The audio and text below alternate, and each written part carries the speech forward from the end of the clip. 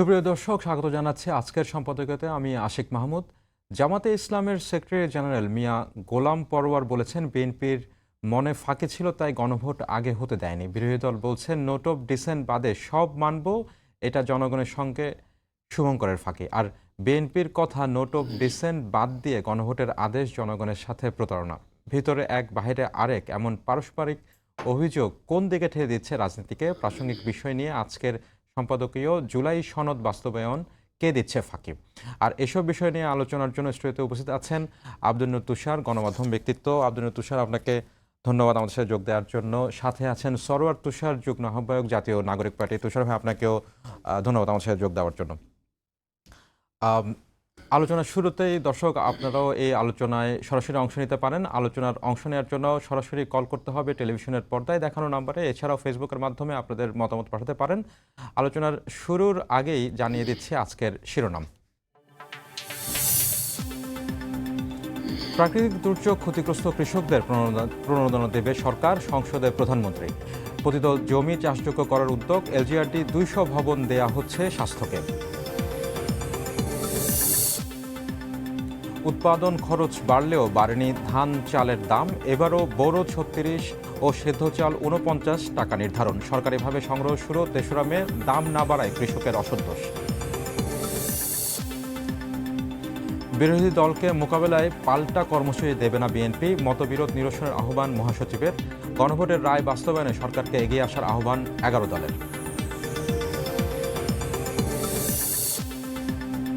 জ্বালানি সংকটে ধুঁকছে শিল্প কারখানা, উৎপাদন ধসের শঙ্কায় ক্রয়াদেশ চলে যাচ্ছে অন্য দেশে। সোলার প্যানেল আমদানিতে কর ছাড়ের দাবি ব্যবসায়ীদের।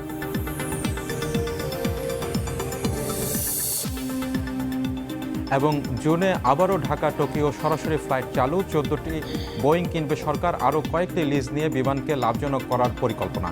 30 এপ্রিলের মধ্যে চূড়ান্ত সিদ্ধান্ত।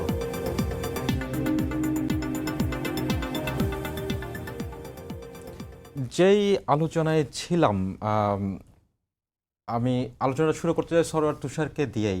যে আলোচনায় ছিলাম যে স্বরাষ্ট্রমন্ত্রীর উদ্ধৃতি দিয়ে জামাতের সেক্রেটারি জেনারেল তিনি গোলাম পরোয়ার তিনি বলেছেন যে নোট অফ ডিসেন্টের কথা বাদ দিয়ে, নোট অফ ডিসেন্টের বিষয় আসলেই হচ্ছে বিএনপি এক ধরনের শুভঙ্করের ফাঁকি দিচ্ছে নোট অফ ডিসেন্টের কথা বলে।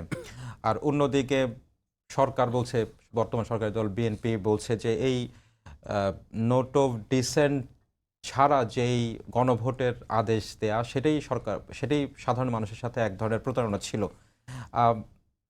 আসলে শুভঙ্করের ফাঁকিটা দিচ্ছে কে? মানে বিরোধী দলের পক্ষ থেকে আপনারা যখন বলছেন যে নোট অফ ডিসেন্ট ছাড়া এইটি বাস্তবায়ন করতে হবে, আর বিএনপি বলছে যে নোট অফ ডিসেন্ট সবাই বাস্তবায়ন করার অঙ্গীকার করেছিল নির্বাচনের আগে বিএনপি। শুভঙ্করের ফাঁকিটা কোথায়? জি, আপনাকে ধন্যবাদ। দেখেন, এখানে শুভঙ্করের ফাঁকি কিংবা প্রতারণা যেটাই বলেন, এটা সরকারের তরফ থেকেই হচ্ছে। তার কারণ হচ্ছে যে নভেম্বরের 13 তারিখে জুলাই সনদ বাস্তবায়নের আদেশ এসেছে। আপনি এটা পুরোটা দেখেছেন এবং তখন এটার ব্যাপারে অ্যাগ্রি করেছেন, এবং তারপরে জানুয়ারিতে দলের প্রধান হিসেবে জনাব তারেক রহমানও গণভোটের পক্ষে হ্যাঁ ভোট চেয়েছেন। তখন কিন্তু এই প্রশ্নগুলো আসে নাই যে আদেশটার মধ্যে নোট অফ ডিসেন্ট নাই বা ইত্যাদি, এগুলো কিছু বলা হয় না। আদেশে আসলে নোট অফ ডিসেন্ট থাকার কথাও না, কারণ আদেশটা হচ্ছে একটা ইনস্ট্রুমেন্ট। কিভাবে আপনি জুলাই সনদটা বাস্তবায়ন করবেন, এই সামান্য কথাটা যদি বিএনপির মতো একটা বড় দলের শীর্ষ নেতৃত্ব না বুঝে, তাহলে তো মুশকিল। মানে জুলাই সনদ এবং জুলাই সনদ বাস্তবায়ন আদেশ তো এক না। জুলাই সনদে তো আপনার নোট অফ ডিসেন্ট আছে। জুলাই সনদ বাস্তবায়ন আদেশটা হচ্ছে আপনি যে গণভোটে অ্যাগ্রি করেছেন। কেন জুলাই সনদ বাস্তবায়ন আদেশটাকে মুখ্য করা হচ্ছে? এটা তো মুখ্য বিষয় না। মুখ্য বিষয়টা হচ্ছে গণভোট। যে গণভোট, কিন্তু বিএনপির পক্ষ থেকে তো বারবার বলা হচ্ছে যে জুলাই সনদ যেভাবে করে বিএনপি স্বাক্ষর করেছে সেভাবে করে তারা অক্ষরে অক্ষরে পালন করবে, সেটা ডেলিভার করবে। তাদের যেটি বিএনপির পক্ষ থেকে বারবার যেটি বোঝানোর কথা বলা হচ্ছে, সেটি হচ্ছে গণভোটের আদেশটি যখন এসেছে তখন সেখানে রাজনৈতিক দলগুলোর সাথে কোনো আলোচনা ছাড়াই সেখানে রাজনৈতিক দলগুলোর যে নোট অফ ডিসেন্ট ছিল সেগুলোকে বাদ দিয়ে একটি আদেশ দেওয়া হয়েছে। সেখানের একটি পয়েন্টে বা দুটি পয়েন্টে বিএনপির এক ধরনের মতবিরোধ রয়েছে। এই কথাটা, তাদের এই কথাটা সত্য না। কারণ দেখেন, জুলাই সনদ বাস্তবায়ন আদেশটা তো কিভাবে আপনি সনদ এবং গণভোট মানে বাস্তবায়ন করবেন তার একটা ফ্রেমওয়ার্ক মাত্র। আপনি তো জুলাই সনদ বাস্তবায়ন আদেশ দিয়ে এর চেয়ে বেশি কিছু করছেন না। মূল জিনিস তো জুলাই সনদ এবং গণভোট। এবং কিভাবে জুলাই যখন কথাটা আসলো যে আমরা গণভোটের মধ্য দিয়ে যাব, তখন আপনি 5 অক্টোবর যে আপনি বললেন যে সেক্রেটারি সাহেব ওই সালাউদ্দিন আহমদের 5 অক্টোবরের বক্তব্যে রেফারেন্স দিয়েছেন, সেখানে তিনি পরিষ্কার বলেছেন তার 20 মিনিটের বক্তব্য কমিশনের ভিতরে, এটা টেলিকাস্ট হয়েছে, সেখানে তিনি বলেছেন যে হ্যাঁ একটা গণভোট আমরা করতে পারবো এবং গণভোটটা এই মুহূর্তে সংবিধানে নাই, কিন্তু তবু জাতীয় ইস্যুতে করা যাবে না এমন কোনো কথা নেই, করা যাবে, যেহেতু জাতীয় ইস্যু আসছে আমাদের একটা সামনে, এটা করা যাবে। তখন কথাটা এসছে যেহেতু এটা সংবিধানে নাই তাহলে তো আমাদের একটা কিছু একটা জারি করতে হবে, মানে আপনি কোন পাত্রের মধ্যে দিয়ে এটা ধরবেন, তো সেটাই হলো আদেশ। এবং এই আদেশ প্রণয়ন প্রক্রিয়ার মধ্যে অন্তর্বর্তী সরকারের লিগ্যাল এক্সপার্ট, বিএনপি সহ সমস্ত রাজনৈতিক দল, তৎকালীন অ্যাটর্নি জেনারেল যিনি এখন সরকারের আইনমন্ত্রী, সবাই জড়িত ছিল। কিন্তু আদেশটা তো বিষয় না, আদেশ নিয়ে তো আপনার কিছু করতে হচ্ছে না, গণভোট অধ্যাদেশ আপনি ল্যাপস করে দিয়েছেন না, কি বলেছেন? বিএনপির যে নোট অফ ডিসেন্ট রয়েছে সেই নোট অফ ডিসেন্ট সহ বিএনপি যদি জুলাই সনদ বাস্তবায়ন করে সেই ক্ষেত্রে আপনাদের বক্তব্য কি? আচ্ছা, জুলাই সনদের ব্যাপারে দেখেন বিএনপি বলছে না অক্ষর অক্ষর করবে, ইতিমধ্যে তারা যেটি তারা স্বাক্ষর করেছিল যেটি তারা উইথ স্বাক্ষর নোট অফ করেছে। ডিসেন্ট। হ্যাঁ, সেগুলো তো তারা ভায়োলেট করা শুরু করেছে, আমি সেটা বলবো পরে।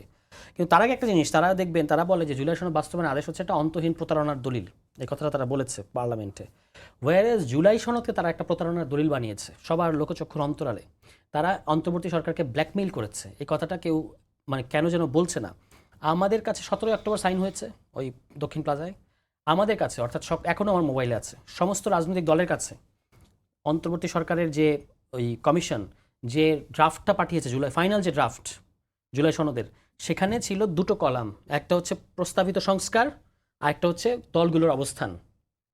সেখানে নোট অফ ডিসেন্ট সবগুলো রাজনৈতিক দল একমত অথবা নোট অফ ডিসেন্ট এটা আছে। কিন্তু এটা হলো আমাদের কাছে যেটা লাস্ট পাঠানো হলো, এরপর সাইন করার আগে 17 অক্টোবর সাইন হয়েছে, সাইন করার একদিন আগে রাতের অন্ধকারে বিএনপির একজন শীর্ষস্থানীয় নেতা, অত্যন্ত প্রভাবশালী নেতা, আমি ভদ্রতার খাতিরে নাম বললাম না, তিনি ওই এলডি হলে যেখানে টাইপ করা হয়েছে সনদটা, সেখানে নিজে বসে থেকে টাইপরাইটারকে বাধ্য করেছেন, একটা নোট আলাদা একটা নোট যুক্ত করেছেন। এটা কোনো রাজনৈতিক দল জানতো না, এখন কোনো রাজনৈতিক দল এটা অভিযোগ করা শুরু করেছে। যেমন আমি দেখলাম যে রাষ্ট্র সংস্কার আন্দোলনের পক্ষ থেকে এই অভিযোগ করেছে যে আপনি বুঝতে পেরেছেন যে একটা তো হলো আপনি একমত কি একমত না, নোট অফ ডিসেন্ট আছে, সেটা তো আছে, সেটা নিয়ে আমরা আপত্তি করছি না, এর বাইরে একটা এক্সট্রা নোট, প্রত্যেকটা কলামের ভেতরে একটা এক্সট্রা নোট অন্তর্ভুক্ত করা হয়েছে এবং বলা হয়েছে সেটা কি সে এক্সট্রা নোট হচ্ছে যে দল ক্ষমতায় যাবে তারা তাদের সংখ্যাগরিষ্ঠতা অনুযায়ী যা করার করবে। এটা কিন্তু আমার কাছে যে 14 অক্টোবর লাস্ট প্রত্যেকটা দলের কাছে যে 14 অক্টোবর যেই জুলাই সনদটা পাঠানো হয়েছে সেখানে এই কথাটা ছিল না, সেখানে ছিল শুধু আপনি সেটা যদি আপনি বের করেন সেখানে আপনি দেখতে পাবেন যে কোন দলের কি অবস্থান, আপনার কি নোট অফ ডিসেন্ট আছে কি নাই। এটা নিয়ে কিন্তু আমি আপত্তি করছি না, আমি বলছি এর পরেও আরেকটা এক্সট্রা নোট যুক্ত করা হয়েছে এবং বিএনপি তখন বলেছে যদি এই নোট যুক্ত করতে না দেন আমরা আগামীকালকে সাইন করতে যাব না। না, কিন্তু সেখানে প্রবলেমটা কোথায়? মানে প্রত্যেকটা রাজনৈতিক দল তো তার নোট অফ ডিসেন্ট সহই হচ্ছে জুলাই সনদ বাস্তবায়ন করার অঙ্গীকার করছে। বিএনপির ব্যাপারটা বলছেন, বিএনপি বলছে যে এই নোটটা যদি এখন বিএনপি যে রেফারেন্সটা আপনাকে আমাকে দেয় যে আমরা তো ওই যে নোটে বলা আছে আমরা ক্ষমতায় গেলে যেটা করব আমাদের সংখ্যাগরিষ্ঠতা যার থাকবে সে যেটা সিদ্ধান্ত নেবে সেটা হবে, এই যে রেফারেন্সটা আপনাকে আমাকে এখন দিচ্ছে প্রজাতিকে দিচ্ছে এটা হচ্ছে ওই নোটের কারণে। আদারওয়াইজ যদি নোট অফ ডিসেন্ট থাকতো, শুধু নোট অফ ডিসেন্ট কথাটা থাকতো, তাহলে কিন্তু এই কথাটা আসতো যে সারা পৃথিবীতে নোট অফ ডিসেন্ট কথাটার একটাই মানে যে আপনি দ্বিমত সহকারে একমত, মানে একটা সিদ্ধান্ত গ্রহণ করা হয়েছে আপনার নোট অফ ডিসেন্ট আছে। আচ্ছা আমরা তিনজন এখানে বসে আছি একটা সিদ্ধান্ত নেব, আমি বললাম যে আমার নোট অফ ডিসেন্ট আছে, তাদের কি সিদ্ধান্ত আটকে থাকবে নাকি? সিদ্ধান্ত আটকে থাকবে? সিদ্ধান্ত যদি তিনজনের মধ্যে দুইজন সংখ্যাগরিষ্ঠ বলে যে এটা সিদ্ধান্ত, আমি বললাম আমার নোট অফ ডিসেন্ট আছে, তো সংখ্যাগরিষ্ঠ তো মানুষ তো হচ্ছে বিএনপিকে নির্বাচিত করেছে সংখ্যাগরিষ্ঠ মানুষ তো গণভোটেও ভোট দিয়েছে, মানে ওভারহেলমিং সংখ্যাগরিষ্ঠ মানুষ গণভোটে ভোট দিয়েছে, আপনি গণভোটের পক্ষে হ্যাঁ দিয়েছেন, তখন আপনার এটা কেন মনে হয় নাই যে এখানে জুলাই সনদ আদেশের মধ্যে এটা আছে ওটা নাই, কিংবা জুলাই সনদ আদেশের আইনি ভিত্তি নাই, জুলাই সনদ আদেশ একটা অন্তহীন প্রতারণার দলিল, তখন এই কথাগুলো কেন তুললেন না? তোলেন নাই কারণ আপনি বলেছে যে তাদের নেতারা মাঝে মাঝে বলে যে আমরা তখন ভেবেছি যদি আমরা এখন রাজি না হই তাহলে আসলে ইলেকশন তারা দেবে না। আপনি জনাব তারেক রহমান বাংলাদেশের সবচেয়ে বড় দলের প্রধান, আপনার তো এটুকু মানে সততা থাকবে যে আমি বলবো যে না আমি এই প্রসেসের সাথে একমত হতে পারছি না, হয় প্রসেস বদলান, না হলে ভাই আমি এটা হ্যাঁ পক্ষে বলতে বলবো না, আমি হ্যাঁ বলতে পারি না এটার পক্ষে। আপনি তো হ্যাঁ বলেছেন এবং আই বিলিভ আপনি গণভোটে হ্যাঁ ভোট দিয়েছেন, নাকি তারেক রহমান গণভোটে না ভোট দিয়েছে? আমি বিশ্বাস করি যে উনি হ্যাঁ ভোট দিয়েছেন। তো উনি যদি হ্যাঁ ভোট দিয়ে থাকেন উনি কি সেটা বাস্তবায়ন করবেন না? তাহলে এখন আদেশ আর জুলাই সনদকে সামনে আনছেন কেন? গণভোটের মধ্যে তো জুলাই সনদ আছে, গণভোটের মধ্যে পরিষ্কার 4টা প্রশ্নের আগে বলা আছে জুলাই সনদের সংস্কার সমূহ, অর্থাৎ গণভোট যদি আপনি বাস্তবায়ন করেন আপনি জুলাই সনদই বাস্তবায়ন করছেন না। এবং 4 নম্বরের মধ্যে বলা আছে, কিন্তু সেখানে যে 3টি পয়েন্টে উল্লেখ করে দেওয়া হয়েছে মানে বাধ্য করে দেওয়া হয়েছে যে সেটির নোট অফ ডিসেন্ট কার্যকর হবে না, হ্যাঁ, মানে নোট এইখানে এটা তো জনগণ তো এটা পক্ষ নিয়েছে, আবার আপনার নোট অফ ডিসেন্ট কি দরকার এখানে?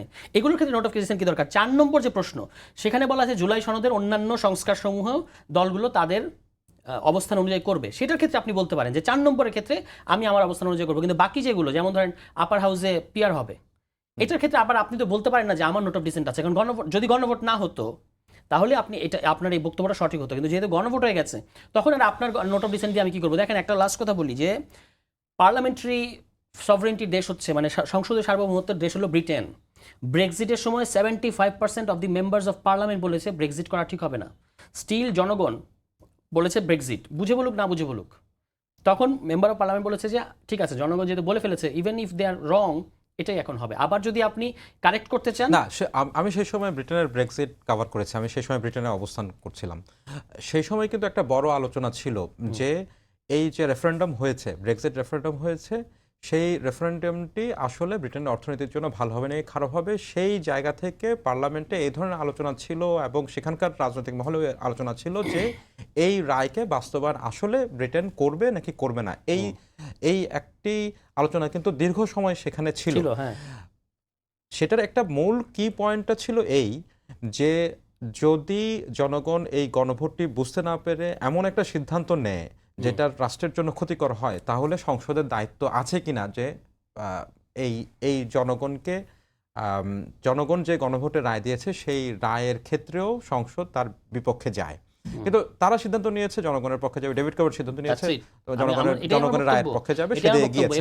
কিন্তু সেটা সাংবিধানিক বাধ্যবাধকতা তাদের পক্ষে তাদের জন্য ছিল না, তারা বাস্তবায়ন না করেও পারত। আমি তো সেটাই বলছি যে একটা মানে সংসদীয় সার্বভৌমত্বের দেশ যেখানে আপনি গণভোটের এই ম্যান্ডেটটা মানতে বাধ্য না, সেখানেও তারা অনার করেছে জনগণকে, এবং আপনার তো এটা যাচাই বাছাই করার কোনো সুযোগ নাই যে জনগণ আসলে না বুঝে করেছে। ঠিক আছে, কিন্তু আমাদের দেশে তো পার্লামেন্ট সভরিন না, আমাদের দেশে তো রায় আছে, রায়ের মধ্যে অবজারভেশন আছে কোর্টের, এই 16 অ্যামেন্ডমেন্ট বাতিলের রায়, সেখানে কোর্ট পরিষ্কার বলেছে যে পার্লামেন্ট সভরিন না, সংবিধান হচ্ছে আপনার সুপ্রিম, আর অল আদার ইনস্টিটিউশনস আর মিয়ার ইনস্টিটিউশনস, এবং জনগণ হলো এখানে সভরিন, এই কথাগুলো বলা হয়েছে।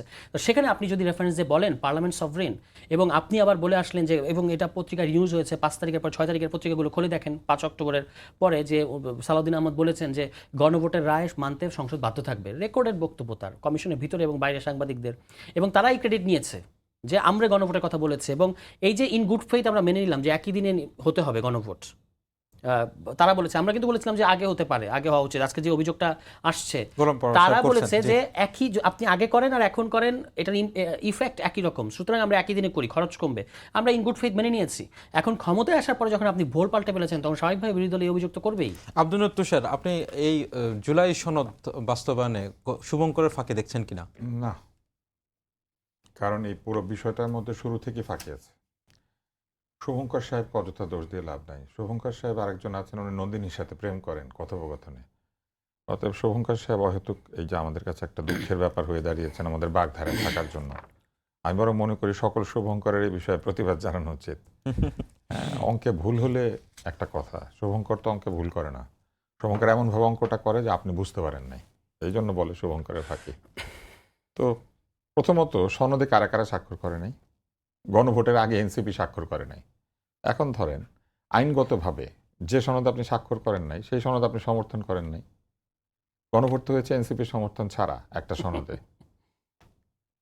ওই যে শুভঙ্করের ফাঁকির কথা বললেন না, এই যে একটা ফাঁকি, এই ফাঁকিটার মীমাংসা কি না, আমরা গণভোটের ব্যবস্থা দেখে তারপরে সই করেছি। তো এটা কি তাদের করার কথা ছিল? তাদের তো সবার সাথে সই করার কথা ছিল, করেন নাই। তাহলে কি তাদের ডিসেন্ট ছিল পুরাটার উপরে, নাকি পুরাটাতে সম্মতি থাকা সত্ত্বেও তারা সই করেন নাই, ভুলে গিয়েছিলেন পথ বা অন্য কিছু? বা ইউনূস সাহেব বলেছিলেন যে আজ আমরা সভ্য হলাম, ওদিন তারা সভ্য হতে চান নাই, তারা গণভোটের পরে সভ্য হতে চেয়েছেন। গেল। এরপরে আসেন, এই যে গণভোট হয়েছে এটা ঐকমত্যের ভিত্তিতে হয় নাই, এটা অসংখ্য আপত্তি সহ হয়েছে। সকল দলেরই কোথাও না কোথাও কিছু না কিছু আপত্তি আছে। এটা একটা সুন্দর যুক্তি। নোট অফ ডিসেন্ট মানে হচ্ছে দ্বিমত সহকারে আমি একমত। দ্বিমত সহকারে কেউ একমত হয় না, যার দ্বিমত আছে তার দ্বিমত আছে। সে ওইখানে বলেছে আমি এটা মানি। আসেন, সিদ্ধান্ত পরের কথা, সিদ্ধান্ত হয়ই নাই। ঐকমত্য কমিশন কিছু প্রস্তাব করেছে এবং সিদ্ধান্ত হবে সংসদে, না হলে সংসদের প্রয়োজন কি? সংসদকে জোর করার জন্য গণভোটটা করেছে, সংসদের মাথার উপর একটা কিছু চাপিয়ে দেওয়ার জন্য, এবং গণভোটটা করেছে একটা অবৈধ আদেশ দিয়ে, যেটা সংবিধান অনুযায়ী রাষ্ট্রপতি করতে পারে না।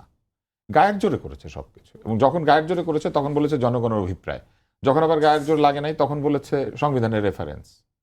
মনের ইচ্ছা মতো যা খুশি করেছেন আলী রিয়াজ। আলী রিয়াজ সংবিধানকে সংবিধান বলতেন না, আলী রিয়াজ বলতেন এটা সাদা বই। আমি তো সেখানে যাই নাই, লোকজন বের হয়ে এসে দুঃখ করতো এখান থেকে, আমাদেরকে তো ডাকে নাই। ওনারা তো জনগণ বলতে ধরে নিয়েছেন 30টা দল, 30টা দলের বাইরে জনগণ নাই। 30টা দল বসে সিদ্ধান্ত নিবে কেন আমার সংবিধান কি হবে কি হবে না? 30টা দলের বাইরে দল নাই। অনিবন্ধিত একটা দল ওখানে বসেছিল, আর নিবন্ধনকৃত দল ওখানে যাইতে পারে নাই কেন? ওনারা 200, ওনারা 300, ওনারা 400। এই যে কাজগুলি করা হয়েছে এগুলা কি ইনক্লুসিভিটি? ওটার ভিতরে আছে বহুত্ববাদ, ইনক্লুসিভিটি, সবাইকে ডাকতে হবে, আমরা অনেক কিছু করব, আমরা কিন্তু অন্যায় কিছু করি না। কিন্তু পদে পদে তারা ওইখানে বসে বসে এগুলো তো করেছেন, এবং সেগুলো কোনো ব্যাখ্যা দেন নাই। মনের ইচ্ছা, আমাদের গায়ের জোর ইচ্ছা। কারো মাথায় গরম পানি, কারো মাথায় ঠান্ডা পানি, ওনারা যমুনায় বসে ছিটান নাই? আমরা দেখি নাই? আন্দোলনের সময় কাউকে বলেছে লীগ, রিক্সা লীগ, আনসার লীগ বলেছে না? বলেছে, খুব ভালো কথা, তারা সব লীগ ছিল। কিন্তু আবার যখন অন্যরা গিয়ে ঘেরাও করেছে তখন বলেছে এসো এসো আমার ঘরে এসো, এসে ভিতরে বসো। আমরা দেখি নাই? অ্যাপয়েন্টমেন্ট ছাড়া লোকজন ঢুকে যেত ওনার কাছে, ইউনূস সাহেবের কাছে, আমরা দেখি নাই? দেখেছি তো। উনি যা ইচ্ছা তাই করেছেন। উনি বাংলাদেশটাকে গ্রামীণ ব্যাংক ভেবেছিলেন। এবার আসেন, ওনারা যখন গণভোট করতে গেলেন, এই জুলাই আদেশ কেন দরকার হলো? কারণ ওনারা সনদ তৈরি করার পরে দেখলেন যে এটা তো একটা সনদ, এটা একটা প্রস্তাব। এই প্রস্তাবে কি বলা আছে? অনেক কিছু বলা আছে। সেটাকে সংসদ যদি না মানে তখন তারা শুরু করলেন এটা একটা আইনি ভিত্তি দিতে হবে। আইনি ভিত্তি দিতে গিয়ে তারা একটা বেআইনি নির্দেশ দিলেন।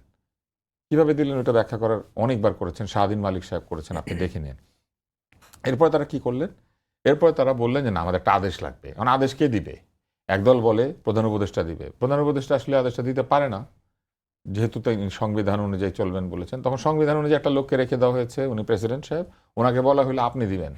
উনি সই করে একটা আদেশ দিলেন। আদেশটা কি?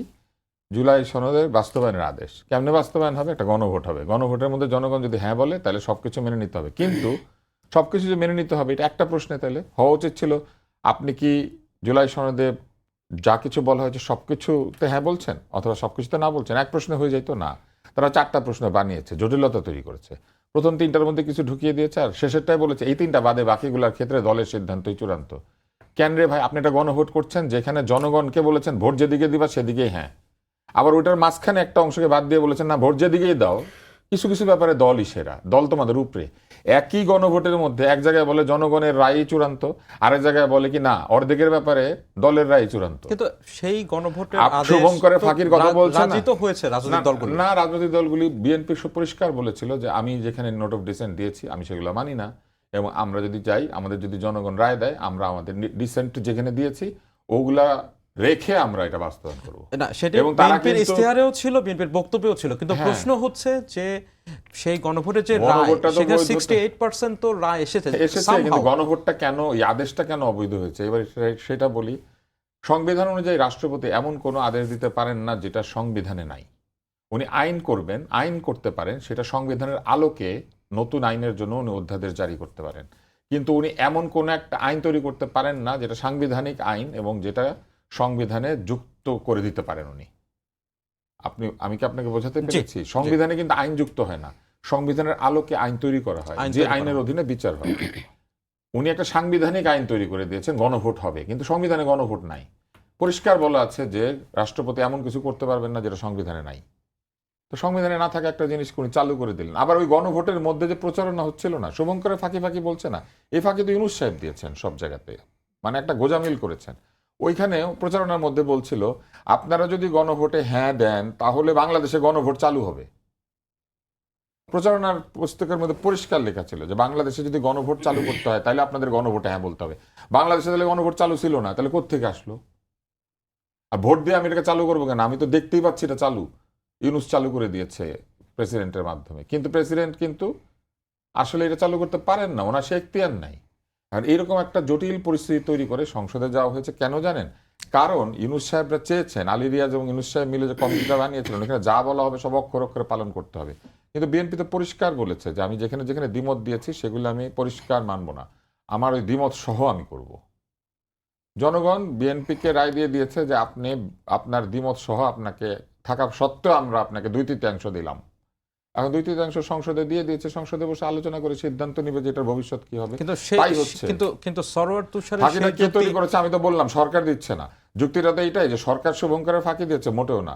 ওই শুভঙ্কর সাহেবকে অপমানিত করে এমন এক ফাঁকি তৈরি করেছে। আমি মনে করি বাংলা ভাষায় নতুন বাগধারা চালু করা উচিত, ইউনুস রিয়াজের ফাঁকি, শুভঙ্কর না, না বা কিন্তু ইউনুসীয় ফাঁকি, বা ধরেন রিয়াজীয় ফাঁকি, এইটা চালু করা উচিত। কারণ এইরকম ফাঁকে শুভঙ্কর সাহেব কল্পনা করতে পারে নাই।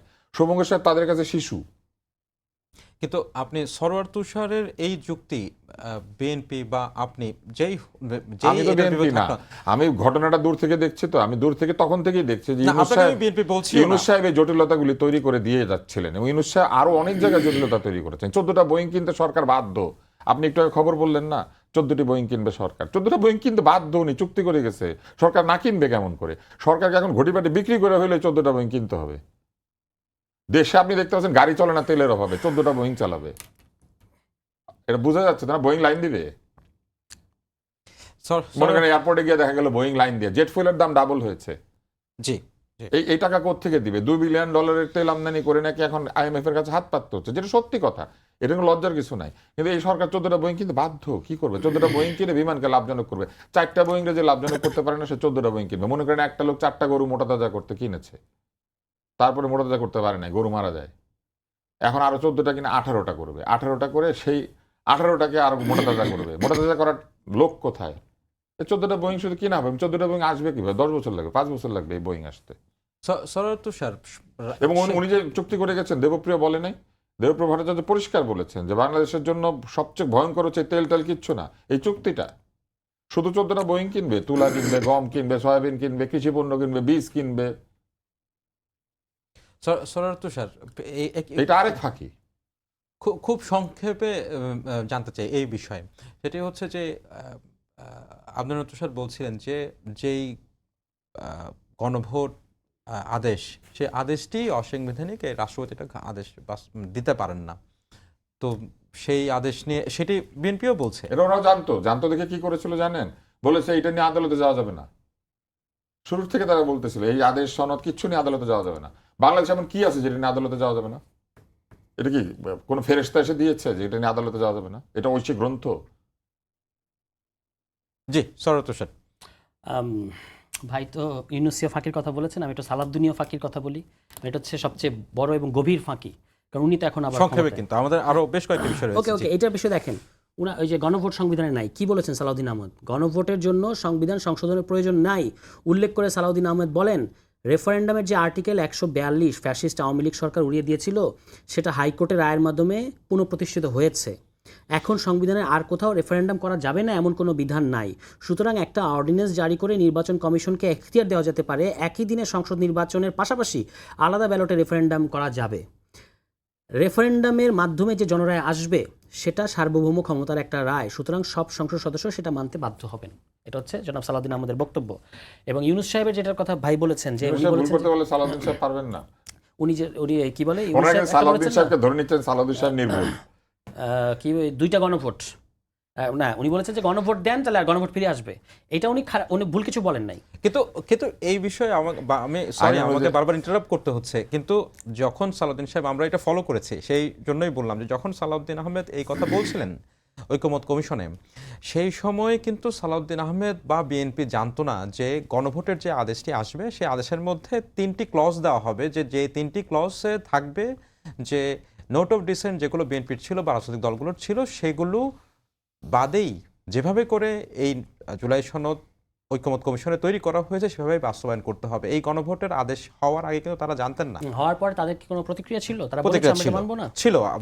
তারপরে তারা গণভোটের পক্ষে ভোট চায় নাই।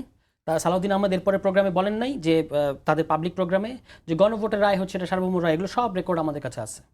উনি এটা বলেছেন। এখন কথা হচ্ছে যে ইউনুস বলেছেন যে গণভোট দেন তাহলে গণভোট আসবে। এটা উনি ভুল কিছু বলেন নাই। যে গণভোটটা হয়েছে আর যে গণভোট আসবে উনি বলেছেন দুটো এক গণভোট না। ওটা হলো 142 অনুচ্ছেদে একটা গণভোট ছিল, সেটা আবার ফেরত আসবে, এইটার কথা উনি বলেছেন। উনি ভুল কি বলেছেন? মানে ধরেন এখন আমরা গণভোট যে করলাম, কিন্তু এই জুলাই সনদ এবং এই যে গণভোটের যে প্রশ্নগুলো ছিল সেগুলো বাস্তবায়ন করার জন্য, দিস ইজ গন। কিন্তু আপনার সংবিধানে একটা কনস্ট্যান্ট গণভোটের ধারা থাকবে।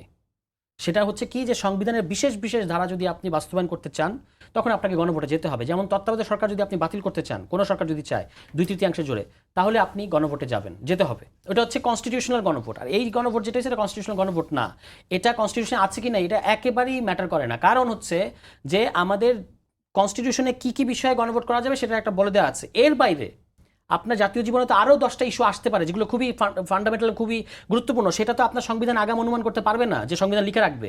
কিন্তু আপনার জাতীয় জীবনে এরকম অ্যারাইজ করেছে, আপনি জানতেন না গণ অভ্যুত্থান হবে এবং গণ অভ্যুত্থানের পরে এই ধরনের রিফর্ম নিয়ে কথা হবে এবং সেই রিফর্ম জনগণের কাছে যেতে হবে। সালাউদ্দিন আহমেদি বলেছেন যে এই যে তুষার ভাই যে কথা বলেছেন একই কথা উনি বলেছেন যে আমরা তো সব দল মিলেও জনগণ না, এর বাইরেও জনগণ আছে, তাহলে তাদের মতামত নেওয়া দরকার। এই জন্য তো আমাদের রেফারেন্ডামে যাওয়া দরকার। তাদেরই বক্তব্য ছিল। তো তারা কি তখন অন্তহীন প্রতারণার মধ্যে ছিলেন? এগুলো বললে অযথা। এখন যেটা হচ্ছে এটা হলো আপনার ওই তাদের মধ্যে একজন শিক্ষাবিদ বলেছেন যে একটা আইনি কচকচানি করছে বিএনপি, যেটা আমরা বুঝতে পারছি না। এটা ওই যে মাহবুবুল্লাহ সাহেব খুব পরিষ্কার ভাষাটা বলেছেন। একটা জিনিস হচ্ছে যে এনসিপি স্বাক্ষর করে নাই, এটা কি আপনার এক্সকিউজ এখন মানে বিএনপির? তাহলে এই কথা বারবার উঠে আসে কেন? বিএনপি বলে নাই তো, আমি না, বিএনপি বলেছি। বলেছে, আপনি প্রধানমন্ত্রী বলেছেন একটি দল তারা কিন্তু করে নাই, এটা প্রধানমন্ত্রী বগুড়ায় গিয়ে কথা বলেছেন না? আপনি এটাকে রেফার করতে চান কেন? আপনার ইয়ে ঢাকার জন্য, দুর্বলতা ঢাকার জন্য? এটা উচিত হবে না। এনসিপি খুব সুনির্দিষ্ট বক্তব্য দিয়েছে ইয়ের ব্যাপারে। আমরা কি একবার যখন আমরা স্বাক্ষর করি নাই তখন কি আমরা বলেছি যে আমরা জুলাই সনদকে অন করি না? আমরা বলেছি যে জুলাই সনদকে বাস্তবায়ন করতে হবে, একটা আইনি ভিত্তি দিতে হবে।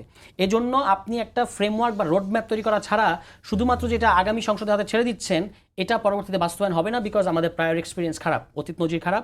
এজন্য আপনাকে এটার একটা মানে কিভাবে আপনি বাস্তবায়ন করবেন ইমপ্লিমেন্টেশন মেথডটা দিতে হবে জাতিকে। এটা দেওয়ার পরে তারপর আমরা সেটার গণভোটের প্রচার করেছি। কিন্তু আমরা তো পুরো জুলাই সনদ, আমরা বলেছি যে জুলাই সনদটা আমরা বানিয়েছি ওইখানে বসে, এটা তো আর অস্বীকার করার কিছু নাই। কিন্তু শুধু যদি এটুকুই ব্যাপার হয় তাহলে ওই আনুষ্ঠানিকতায় যাওয়ার কোনো অর্থ হয় না। কাজে আপনি যদি আমাদেরকে একটা ইমপ্লিমেন্টেশন মেথডটার ব্যাপারে পরিষ্কার ধারণা দিতে পারেন তাহলে আমরা সাইন করবো। This was our explanation. এখন ওইটাকে এইটা কিন্তু এখন আর প্রাসঙ্গিক বিষয় না, কিন্তু আপনি এটাকে বারবার টানবেন। কারণ হচ্ছে আপনি আপনার দিকে নিতে চান না, আপনি যে কি করছেন এই ইস্যুতে সেটা আসলে প্রকাশ করতে দিতে চান না। তারপর উনি আরেকটা কথা বলেছেন তুষার ভাই, সেটা হলো আচ্ছা ওটা না, সংবিধান অনুযায়ী রাষ্ট্রপতি আদেশ দিতে পারেন না। এটা সত্য, সংবিধান অনুযায়ী দিতে পারেন না। উনি তো সংবিধান অনুযায়ী দেন নাই। এটার তো সংবিধানের ভেতর খুঁজলে হবে না তো। মানে বিষয়টা তো এরকম না যে আপনার কি বলে একটা কালো বিড়ালটা অন্ধকার ঘরে আছে, আপনি খুঁজতেছেন যেখানে আলো আছে সেখানে, যেখানে আছে ওখানে খুঁজতে হবে। এটা তো আমরা কেউ বলি নাই যে এটা একটা সাংবিধানিক আদেশ, কেউ বলে নাই। এটা তো একটা এক্সট্রা কনস্টিটিউশনাল আদেশ এবং এটা অ্যাপ্রুভ করেছে বাংলাদেশের জনগণ। এরপরে তার কোনো কথা নাই। এটা কি আপনার ওই জুলাই সনদের ওই কি বলে গণভোটের প্রশ্নের মধ্যে ছিল মানে না? অ্যাপ্রুভ করেছে কিভাবে? মানে নির্বাচনে গণভোটের পক্ষে রায় দিয়ে গণভোটের মধ্যে এই প্রশ্ন ছিল না জুলাই সনদ বাস্তবায়ন আদেশ সম্মতি জ্ঞাপন করিতেছেন কিনা? সো দে হ্যাভ অ্যাপ্রুভড ইট। ফলে এটা রাষ্ট্রপতি দিতে পারেন কি পারেন এটা অবান্তর প্রশ্ন। তার চেয়ে গুরুতর প্রশ্ন হচ্ছে যদি রাষ্ট্রপতি একটা অসাংবিধানিক, আপনি সংসদে দাঁড়িয়ে রায় দিচ্ছেন যে রাষ্ট্রপতি একটা অসাংবিধানিক আদেশ দিয়েছেন, তো আমাদের সংবিধানে পরিষ্কার লেখা আছে যদি রাষ্ট্রপতি অসাংবিধানিক আদেশ বা অসাংবিধানিক কোনো কাজ করেন তাকে সরিয়ে দিতে হবে, অভিশংসন করতে হবে। আপনি অভিশংসন করছেন না কেন? কারণ ওনাকে আপনার এখন লাগবে, আমরা তো বুঝতে পারি। তাহলে আপনি এরকম অপরচুনিজম করলে হবে না। বিএনপি কিন্তু অপরচুনিজম করছে যে আপনি বলতেছেন যে এটা একটা অসাংবিধানিক আদেশ, তাহলে যিনি অসাংবিধানিক আদেশ দিয়েছেন তাকে রাখছেন কেন ভাই? তুষার, আপনি আপনি দ্বিমত আছেন বলে না। একটু আগে তুষার একটা বিতর্ক করছিল, কিন্তু দেখেন বিতর্কে জেতার জন্য না মানুষ অদ্ভুত যুক্তি দেয়। তুষার স্বীকার করেছে যে এই গণভোট আর যে গণভোটের জন্য গণভোট হয়েছে দুইটা এক গণভোট না। দুটো এক গণভোট না। আসেন শেষ করি। তাহলে একটা হচ্ছে সাংবিধানিক গণভোট, সেটা চালু হবে, আর যে গণভোটটা হয়েছে ওটা অসাংবিধানিক গণভোট। মানে সাংবিধানিক গণভোট চালু হওয়ার জন্য অসাংবিধানিক কাজ করা হয়েছে। হ্যাঁ, আচ্ছা আসেন এবার। তারপরে বলা হয়েছে এটা তাহলে কেমন গণভোট? এটা গায়ের জোরে গণভোট। কারণ দেখেন উনি এটাও স্বীকার করেছেন যে প্রেসিডেন্ট সাহেব আদেশটা দিতে পারতেন না। এটা স্বীকার করা কিছু তাকে বাধ্য করা না, তাকে বাধ্য করা হবে কেন? তাকে বাধ্য করা হয়েছে, অবশ্যই বাধ্য করা হয়েছে। উনি কি জানেন না? হ্যাঁ, অভিশংসনের জন্যই। এটাই তো বলছে, অভিশংসনের জন্যই তাকে কাণ্ডটা করা হয়েছে। অভিশংসন তাকে করবে কিভাবে? তখন আবার এই সংবিধানে আসছে। অভিশংসনের সিস্টেমটা কিন্তু আবার গায়ের জোরে না, ওইটা আবার এখনকার সংবিধানে আছে। মানে যে সংবিধানটাকে আবার বদলানোর জন্য অনেক কিছু হচ্ছে। মানে না, আপনি তো সংবিধান মানেন, অপরচুনিজম কিরকম? অপরচুনিজমটা কোথায় দেখেন? সংবিধানের যা যা ভালো লাগে সেটা সংবিধান অনুযায়ী হবে, আর সংবিধানের যেটা যেটা ভালো লাগে না সেটা হবে হচ্ছে অসাংবিধানিক ভাবে, সেটা হবে ইউনূস সাহেবের নির্দেশে। আপনি তো সংবিধান মানেন, আপনি তো সংবিধান মানেন, তো আপনি অভিশংসন করেন সাংবিধানিক পদ্ধতিতে। আসতেছি তো ভাইজান, আসি। তারপরে কি বললো তাইলে দেখেন। এইবার সালাউদ্দিন সাহেব কি বলেছিলেন? সালাউদ্দিন সাহেব বলেছিলেন হাইকোর্ট একটা রায় দিয়েছে, রায়ের ফলে গণভোটের আইন চলে এসেছে, তাহলে সেই আইন অনুযায়ী আমরা গণভোট করতে পারি। সেই আইনে কি লেখা আছে? হাইকোর্ট যে না না সেটা বলেন আপনি ভুল ভুল হ্যাঁ, করতেছেন। হাইকোর্ট একটা রায় দিয়েছে, না, না। যে এই রায়ে আওয়ামী লীগ যে গণভোট বাতিল করে দিয়েছিল সেটা আবার পুনঃপ্রযুক্ত হয়েছে, তাই তো? পুনঃপ্রতিষ্ঠিত হয়েছে কিন্তু সংবিধান ইনকর্পোরেটেড হয় না। হ্যাঁ, সংবিধানে ইনকর্পোরেটেড হয় হয় না। নাই। হ্যাঁ, হয় না। এখন সংবিধানে আর আসেন। কোথাও রেফারেন্ডাম করা যাবে না এমন কোনো বিধান নাই। এটা ছিল তার যুক্তি। আসেন না, যে জিনিস সংবিধানে নাই সেটা করা যাবে না। সেটা করতে গেলে সাংবিধানিক ভাবেই ওটাকে করতে হবে সংসদের মাধ্যমে, কারণ আপনি একটা সাংবিধানিক প্রশ্নে সিদ্ধান্ত নিচ্ছেন। তাহলে যেটা সংবিধানে নাই সেটা কি হয়েছে, গণভোটের আদেশ বাতিল করে দিয়েছিল আওয়ামী লীগের সংসদ, সেটা হাইকোর্ট বলেছে এটা ঠিক হয় নাই, তার মানে ওইটা আবার সংবিধানে যুক্ত হবে। সংবিধানে যদি যুক্ত হয়, সেই আইনে কি লেখা ছিল? সেই আইনে লেখা ছিল যে সংসদে আলোচনার ভিত্তিতে যদি কোনো সাংবিধানিক বিষয়ে সংসদ একমত হইতে না পারে তাহলে গণভোট হবে না, তাহলে সংসদ প্রেসিডেন্টকে অনুরোধ করবে, প্রেসিডেন্টকে অনুরোধ করবে যে আপনি গণভোটের আয়োজন করেন, তখন প্রেসিডেন্ট ওই প্রশ্নে গণভোটের নির্দেশ দিবেন। কোথায় পাইলেন ভাই এগুলা? আচ্ছা, কোথায় পাইলেন? আচ্ছা, ছিল না। সালাউদ্দিন আহমেদ যেটা বলেছেন সেটা হচ্ছে 142 অনুচ্ছেদে একটা গণভোট ছিল, এটা আওয়ামী লীগ বাদ করছে। হ্যাঁ, উনি এটা তো এই যে কিন্তু ওইটা যদি সংসদ এক না হতে পারে তাহলে রাষ্ট্রপতির কাছে যাবে, এইসব না বিষয়গুলো এরকম না। সংবিধানে যে গণভোট আয়োজন করা যেত সেটা কি সংসদে ছাড়া হতো? রাষ্ট্রপতি ইচ্ছা করলে করতে পারতো? ওই আইনে কি এটা ছিল যে রাষ্ট্রপতি? আইন না, এটা কোন আইন না, এটা 142 অনুচ্ছেদ। হ্যাঁ, সেখানে কখন যাবে রাষ্ট্র? আপনার কাছে সরকার কখন গণভোটের অনুরোধ করবে? কখন অনুরোধ করবে না, সরকারই করবে। সরকারের কাছে 2/3 থাকতে হবে, এর পাশাপাশি তাকে গণভোটে যেতে হবে, এটা ছিল বিধান। আওয়ামী লীগ ওই গণভোটটা বাতিল করেছে। না, কিন্তু এই যখন হাইকোর্টের ওই রায়ের কারণে এটা সংসদকে প্রযুক্ত অনুরোধ হলো, করতে হবে। তখন কি এটার সাথে সাথে সংবিধানে ঢুকে যায় নাই তো? যায় নাই তো। তো যদি না যায় তাহলে সেটি সংবিধান আসার জন্য তো আপনার সংসদ লাগবে। সংসদ লাগবে, সেটা ওই গণভোটের জন্য। এই গণভোট তো আলাদা আপনি জিনিস। বুঝতে পারছেন তো কোথায় ফাঁকি? সেটা ওই গণভোট। আপনি কি গোজামিলটা বুঝতে না না, পারছেন? এটা কোনো গোজামিল না, এটা আপনি হয়তো বুঝতে পারছেন না, কিন্তু এটা কোনো গোজামিল না। যখন সংবিধানে 142 অনুচ্ছেদের গণভোট খুব স্কোপটা অত্যন্ত লিমিটেড, 4-5টা বিষয় করতে পারবেন। এর বাইরে আরো জাতীয় জীবনে আরো প্রশ্ন এরাইজ করলে গণভোট করা যাবে না এরকম কোনো বিধান নাই। This was the argument of Salahuddin Ahmed. পৃথিবীতে বহু কিছু আছে যেটা সংবিধানে নাই, সবকিছুর জন্য গণভোট করতে হবে, সংসদেই যাবে, ওটা সংসদেই যাবে, আলোচিত হবে। না না, এমন কোন ওইটা সংসদেই যাবে। সংবিধান সংক্রান্ত যে কোনো সিদ্ধান্ত সংবিধান নিবে, সংসদ নিবে, এবং সংসদ যদি কোথাও ঝামেলা করে ওইটা নিয়ে আদালতে যাওয়া যাবে। না না না না, আপনার আদালতে যাওয়া যাবে, আদালতে যাওয়া যাবে ব্যাখ্যা যাওয়ার জন্য। না, হ্যাঁ, আদালতে গিয়ে বলা যাবে যে একটা অসাংবিধানিক কাজ হয়েছে, এই জন্যই তো আদালত রায় দেয়, নাহলে আদালত কি নিজে নিজে রায় দেয়? আদালত যে রায় দিয়েছে একাধিকবার, কেন দিয়েছে? কিন্তু আদালতের রায় কিন্তু এরকম আছে, অসাংবিধানিক সংশোধনী করেছেন তখন আদালত রায় হ্যাঁ, দিয়েছে। এই তো দেখেন, ওই যে গোজামিল কোথায় বুঝতে পারছেন? সংসদই সাংবিধানিক কাজ করবে, সংসদই যদি কোনো ভুল করে সংসদ, তাহলে সেটা নিয়ে আদালতে যাওয়া যাবে। কিন্তু যে গণভোট আইনে নাই সেই গণভোট রাষ্ট্রপতি করেছেন, রাষ্ট্রপতির আবার এখতিয়ার নাই। একটু আগে উনি কি স্বীকার করেছেন? একটা স্বীকার করেছেন এই গণভোট আর সেই গণভোট এক গণভোট না। হ্যাঁ, এটা তো সবাই জানে। আসেন ভাই, শেষ করতে দেন, শেষ করতে দেন। সবাই জানে, কি আপনিও জানেন, কিন্তু মুশকিলটা হচ্ছে উনি বুঝেন, আমি বুঝি না। এইটা হচ্ছে আরেকটা ঝামেলা, আপনি বুঝতেছেন না, কারণ ওনারা যেটা বুঝবেন ওটা তো খানিকটা গায়ের জোরে, খানিকটা সংবিধানের জোরে, আর আমি পুরাটাই সংবিধান অনুযায়ী যাওয়ার চেষ্টা করছি। এইবার আসেন, তারপরেরটা কি? এই গণভোট আর সেই গণভোট এক না। একটা কনস্টিটিউশনাল গণভোট, যেটা চালু করার জন্য একটা আনকনস্টিটিউশনাল গণভোট করতে হয়েছে। সেটা কেন হয়েছে? জনগণের অভিপ্রায়। জনগণ কোথায় অভিপ্রায় দিল? 30টা দল নিয়ে। 30টা দল কোথায় বসেছিল? একটা অর্ধেক ঐকমত্য কমিশনে, যেখানে অনেক দলকে বাদ দিয়ে রাখা হয়েছিল। এইবার আসেন, সেই জায়গাতে বিএনপি আপত্তি করেছিল, এবং সেই আপত্তিগুলি বিএনপি রাখার চেষ্টা করছে। এইবার আসেন, উনি কি বলেছেন? উনি বলেছেন যে সালাউদ্দিন সাহেব ভুল কথা বলেছেন। সালাউদ্দিন সাহেব তাহলে কি ভুল কথা বলেছেন? যে সংবিধানে অনুযায়ী এই গণভোটটার যে আইন 146 নাম্বার, যেটা উনি বলছেন 142, সেটা চলে এসেছে। সেটা এখন চলে আসে নাই, কিন্তু আসে নাই। তাহলে সালাউদ্দিন সাহেব ভুল বলেছিলেন, তাহলে ভুল কথাটাকে আবার ওনারা রেফার। সালাউদ্দিন আহমেদ ভুল বলেন নাই, আপনি ভুল ইন্টারপ্রেট করতেছেন। আরে ওই গণভোট আসে নাই তো, তাহলে সালাউদ্দিন সাহেব ভুল বলেছিলেন। 15th amendment ভাই, তুষার ভাই, না না, আপনি একটু আগে বললেন না যে ওইটা আসে নাই, ওইটা আসে নাই। সালাউদ্দিন সাহেব বললো ওইটা আসে না, এটা সংসদে আসতে হবে। এটা অটোমেটিক্যালি আসে না তো, অটোমেটিক্যালি আসে না। তাহলে সালাউদ্দিন সাহেব তখন ভুল বলেছিলেন, কিন্তু ওই ভুলটাকে তারা রেফারেন্স হিসেবে বলেন নাই। না না না, যে আমরা ব্যাখ্যা শুনি, খুব সংক্ষেপে ব্যাখ্যা শুনি, কারণ আমাদের উনি বলতে দিচ্ছেন কন্টিনিউয়াসলি ইন্টারাপ্ট করছেন। উনি নিজে এখানে একটু আগে বলেছেন, আপনি রিভাইন্ড করে শুনেন, সরওয়ার তুষার বলেছেন যে সালাউদ্দিন সাহেব এই কথাটা বলেছিলেন, এটা রেফারেন্স।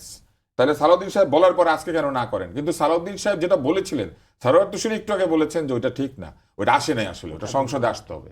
আপনার ব্যাখ্যাটা খুব সংক্ষেপে। তারপরে আমরা আরেকটা বিষয় যাবো অনুষ্ঠান শেষের দিকে। ব্যাকগ্রাউন্ডটা হচ্ছে ওখানে আলোচনা হয়েছে যে গণভোট তো সংবিধানে নাই, কিভাবে করব, ওইটা এক্সপ্লেন করতে গিয়ে সালাউদ্দিন আহমেদ বলেছেন যে একটা গণভোট হলো আমাদের 142-এর গণভোট, যেটা আগে ছিল কিন্তু শেখ হাসিনা বাতিল করেছে, এটা আবার আদালতে 15 অ্যামেন্ডমেন্টের রায়ের মধ্য দিয়ে ফেরত এসেছে, কিন্তু সেটা পুনঃপ্রতিষ্ঠিত হয়েছে, কিন্তু সংবিধানে আসে নাই, এখন আসবে, ইনকর্পোরেট হয় না। এটা হলো একটা গণভোটের ব্যাপারে তিনি বলেছেন। উনি বলছেন কিন্তু এর বাইরে, ওই গণভোটের বাইরে জাতীয় জীবনে যদি আরো কোনো প্রশ্ন অ্যারাইজ করে যে বিষয়ে গণভোট করা প্রয়োজন, সেটা করা যাবে না। সংবিধানে তো এই বিধিনিষেধ আপনাকে দেয় না, সংবিধান অনুযায়ী এটা বলার কোনো উপায় নেই, সংবিধানে যা নাই সেটা আপনি ইচ্ছাকৃতভাবে করতে পারবেন না। আপনি বুঝতে পারছেন যে জাতীয় জীবনে এমন ভাই তুষার ভাই আমি বলি, জাতীয় জীবনে এমন কোনো ইস্যু আসছে যে এমন কোনো ইস্যু আপনার সামনে অ্যারাইজ করছে যেটার জন্য আপনার গণভোট করা প্রয়োজন, এই গণভোট করা যাবে না, সংবিধানে এমন কোনো বিধিনিষেধ নাই, কাজেই করা যাবে। দিস ওয়াজ হিজ আর্গুমেন্ট, এবং আমি ওনাকে এটাকে আপহোল্ড করতেছি এখানে। আমি বলছি যে আপনি আপনার ব্যাখ্যাটা শুনতে পেয়েছি, আপনার ব্যাখ্যা শুনতে পেয়েছি। আরেকটা ভিন্ন, আমাদের শেষ 2 মিনিটের অনুষ্ঠান বাকি আছে, একটা বিষয় শুধু একটু আলোচনা করতে চাই। এনসিপির আহ্বায়ক নাহিদ ইসলাম বলেছেন যে যাদের বিরুদ্ধে অভিযোগ নেই, কোনো ধরনের অপরাধের অভিযোগ নেই, এরকম যারা আওয়ামী লীগ বা ছাত্রলীগের সাথে সম্পৃক্ত তারা হচ্ছে এনসিপিতে আসতে পারেন, অথবা তাদের জন্য এনসিপির দরজা খোলা। আমার প্রশ্ন হচ্ছে, যদি যারা ক্রিমিনাল অফেন্সের সাথে জড়িত না, অপরাধের জড়িত না, তাদেরকে যদি এনসিপি নিতে পারে, তারাই তাদের যে দল আওয়ামী লীগ বা ছাত্রলীগ সেটি করতে পারবে না কেন? মানে সেটার বিরুদ্ধে আপনারা কেন? আপনি একেবারেই 30 সেকেন্ডসে উত্তর দিতে হবে। এখানে আইন আছে যে আওয়ামী লীগ সাংগঠনিক কার্যক্রম করতে পারবে না, কিন্তু আওয়ামী লীগ যারা করেছে, যাদের বিরুদ্ধে কোনো ক্রিমিনাল অফেন্স নাই, তারা এই সমাজের মানুষ, তারা কোথায় যাবে? তারা যে কোনো পার্টি করতে পারবে, এবং তারা যদি এনসিপিকে চুজ করে উই উইল ওয়েলকাম দেম, এটা হলো বক্তব্য। কিন্তু আওয়ামী লীগ তারা করতে পারবে না, বিকজ আওয়ামী লীগের করাটা এখন আইনত নিষিদ্ধ করা আছে। এটা ছিল বক্তব্য। এখন এটাকে তো জলঘোলা করার কিছু নাই, আমরা বলি নাই। বরং যিনি অ্যাটর্নি জেনারেল ছিলেন তখন, তিনি বলেছেন ভোটের মাঠে ভোট টানার জন্য যে আওয়ামী লীগের যখন নিষিদ্ধের কথাটা আসে, তখন আমি এটা বিরোধিতা করেছিলাম। কোনটা বিএনপির পক্ষ থেকে বিরোধিতা করা হয়েছিল সেই সময়। তো আপনি তো আবার আইনও বানালেন, আপনি তো এখন আইনমন্ত্রী। কিন্তু আবার তার পক্ষে কিন্তু আপনারা ছিলেন, জামাতে ইসলাম ছিল, এনসিপি ছিল, কিন্তু সেই জামাতে ইসলাম এনসিপি কিন্তু এই অধ্যাদেশ গ্রহণ করার সময় তারা এক ধরনের বিরোধিতাও দেখেছি। আমাদের পক্ষ থেকে কোনো বিরোধিতা করিনি। আব্দুল তুষার, আপনি এই বিষয়ে কি বলবেন?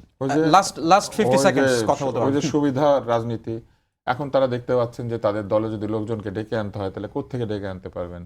আওয়ামী লীগ নিষিদ্ধ হয়েছে, আওয়ামী লীগ কিন্তু পুরোপুরি নিষিদ্ধ হয় নাই, আইন অনুযায়ী ওই বিচার শেষ না হওয়া পর্যন্ত কার্যক্রম থাকবে না। হ্যাঁ, ওই যে ইউনূস সরকার যেটা জারি করে গিয়েছিলেন ওইটাকেই চালু রাখা হয়েছে, ওই অধ্যাদেশটা গ্রহণ করা হয়েছে, চালু রাখা হয়েছে। তো না, একটা এক্সট্রা এখানে আওয়ামী লীগ মরে নাই, আওয়ামী লীগ মরে নাই, আওয়ামী লীগ আইসিইউতে আছে। অথবা যেহেতু আওয়ামী লীগ আইসিইউতে আছে, আপনারা যারা আত্মীয় স্বজন আছেন আওয়ামী লীগের, যারা এই লোকের সাথে কোনো খারাপ কাজে জড়িত ছিলেন না, আপনারা আমাদের দলে চলে আসেন, আপনাদেরকে আমরা মাফ করে দিব।